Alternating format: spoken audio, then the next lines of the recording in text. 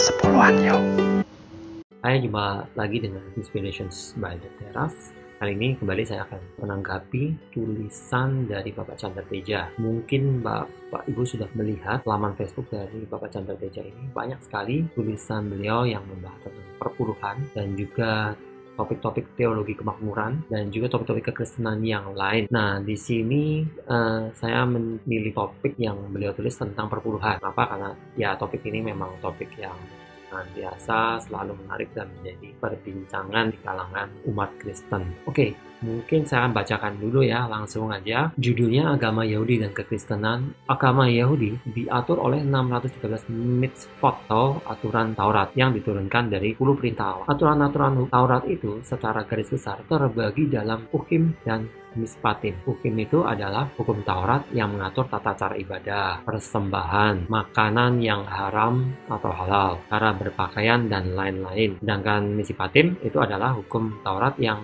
mengatur tata kehidupan dan moral orang Israel. Oke, kita lanjut. Alinea kedua, kekristenan pada dasarnya bukanlah agama, melainkan sebuah gaya hidup, way of life, yang diperagakan oleh Kristus selama hidup dan sekarang harus juga diperagakan oleh orang-orang percaya kalau mau disebut Kristen. Jadi tadi bicara tentang agama Yahudi, nah sekarang di alinea kedua ini mulai bicara tentang kekristenan. Oke, kita lanjut.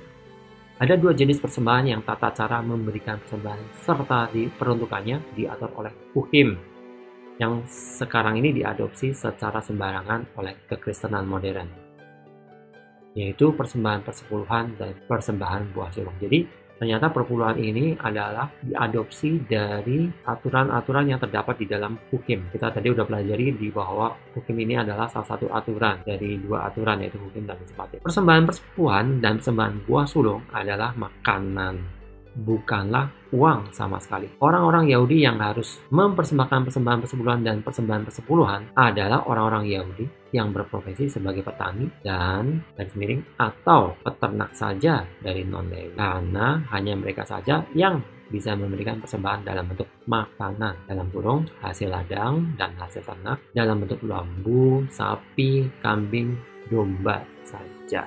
Orang-orang yang berprofesi seperti guru, tabib, pemungut cukai, tukang batu, tukang kayu, dan sebagainya yang menerima upahnya dalam bentuk uang tidak dapat memberikan persepuluhan. Jadi ini untuk profesi lainnya yang menerima upahnya dalam bentuk uang. Mereka tidak bisa atau dalam kurung tidak diatur membelanjakan uang penghasilannya ke dalam bentuk makanan lalu mempersembahkannya sebagai persembahan persepuluhan atau persembahan buah sulung.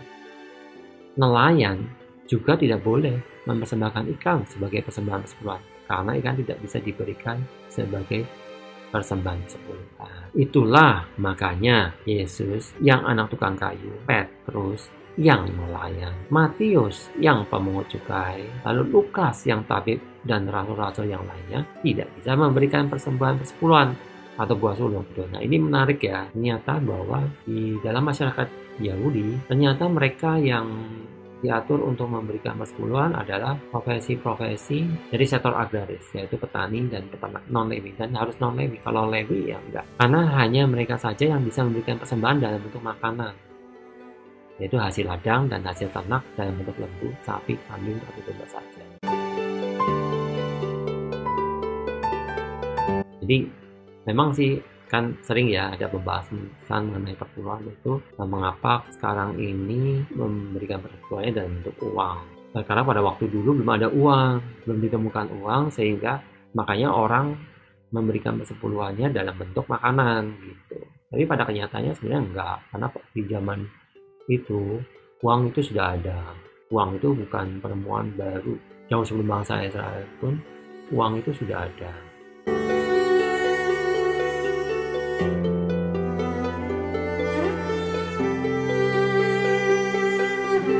Nah, jadi di sini ternyata profesi-profesi yang dikenai kewajiban untuk memberikan persembahan persepuluhan adalah mereka yang dari sektor agraris, yaitu petani dan peternak.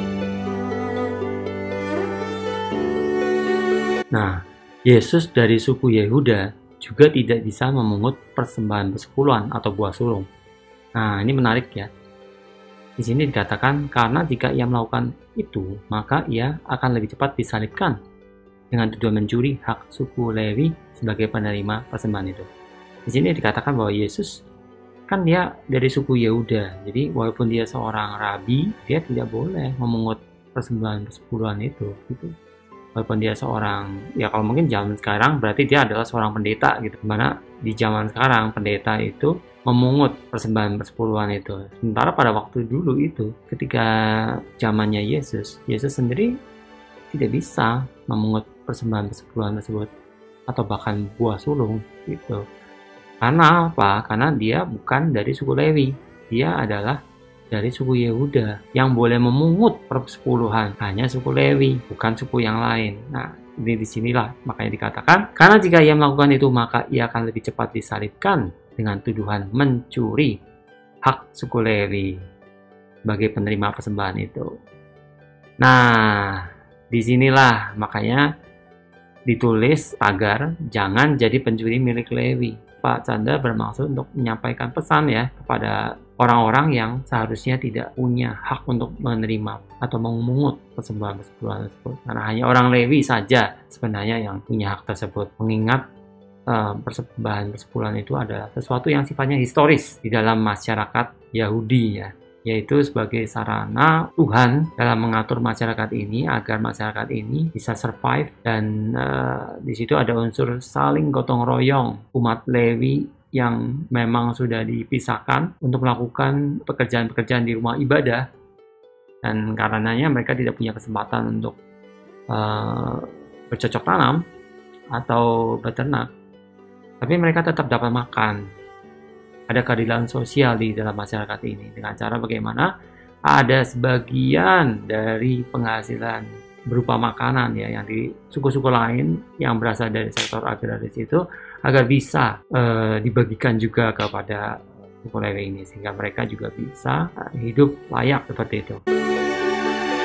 Baik, mungkin Bapak Ibu tertarik untuk membaca topik-topik persepuluhan Pak Chandra Daja ini menulis buku tentang persepuluhan. Beliau juga banyak menulis topik-topik persepuluhan lain di laman Facebooknya. Silakan ya untuk dieksplor laman Facebook beliau, bisa di follow, add friend. Nanti saya akan berikan linknya di description. Bisa di browsing ya tulisan-tulisan yang lain. Bagi saya memberikan persembahan itu adalah sesuatu hal yang sangat baik ya. Persembahan itu akan sangat membantu pekerjaan-pekerjaan Tuhan. Banyak hal yang bisa dilakukan dengan dana yang cukup. Tidak hanya fokus kepada persepuluhan, tapi ini persembahan apapun itu yang mendukung pekerjaan Tuhan itu sangat dibutuhkan. Jadi bagi saya, sejauh kita memberikan persembahan itu dengan sukacita, dengan kerelaan hati, itu sangat baik sekali.